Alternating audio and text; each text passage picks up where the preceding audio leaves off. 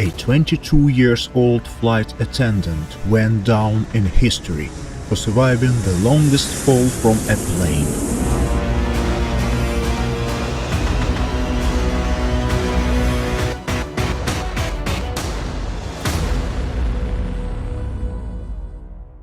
On January 26, 1972, Vesna Vulović took off from Copenhagen on a Yugoslav Airlines flight to Belgrade on a work assignment caused by a scheduling mix-up. Так получилось, что вместо моей коллеги Весны Николич записали меня, Весну Vulović, по ошибке. Мне вдруг сказали, что меня снимают с рейса, на котором я должна была работать, и отправили в Копенгаген. Я обрадовалась, мне было 22 года, и любое новое место было для меня интересным.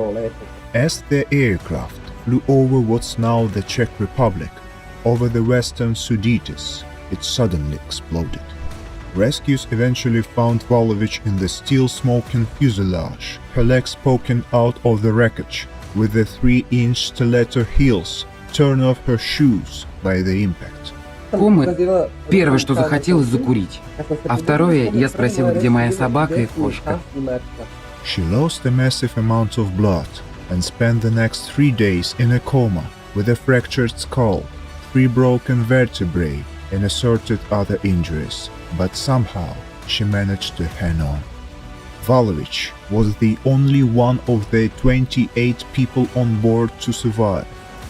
Officially, Vulović had fallen more 33,000 feet.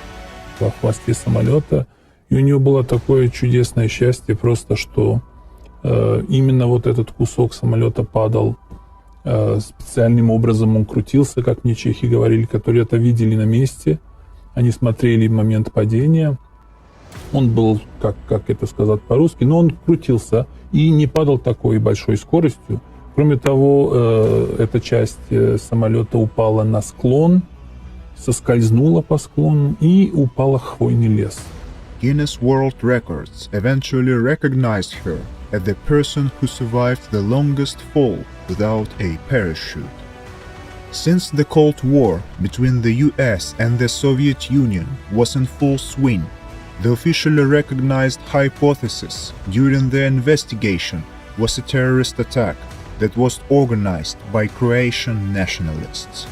However, in the late 2000s, 2 Czech investigative journalists claimed that, based on previously secret records from the Czech Civil Aviation Authority, the official story that Croatian nationalists had blown up the plane was false. In reality, the airliner had been shot down by a Czechoslovakian fighter pilot, mistaking it for enemy aircraft. They said Vulović only fell about 800 meters. The hosts of the popular TV show Mythbusters, in one of their episodes, in spite of everything, considered that the story of Vesna could be plausible and survivable. Given that we know that the stewardess that survived in the tail section of the plane is true, and that humans have survived some fairly remarkable falls, I would say this one is entirely plausible. It's not the preferred method for getting out of an airplane. But it is plausible. It is plausible that it's survivable. Even if that's so, Vulović told that she didn't think of her fall every day, but admitted to struggling with survivor's guilt. Whenever I think of the accident, I have a prevailing, grave feeling of guilt for surviving it and I cry. Then I think maybe I should not have survived at all. Vulović declined therapy to help cope with her experiences and instead turned to religion, becoming a devout Orthodox Christian. She stated that her ordeal had turned her into an optimist. If you can survive what I survived, you can survive anything. In the last years of her life, Vulović lived on a pension of 300 euros per month in her dilapidated Belgrade apartment. On the 23rd of December 2016, she died at her apartments as a result of serious health problems. She was 66.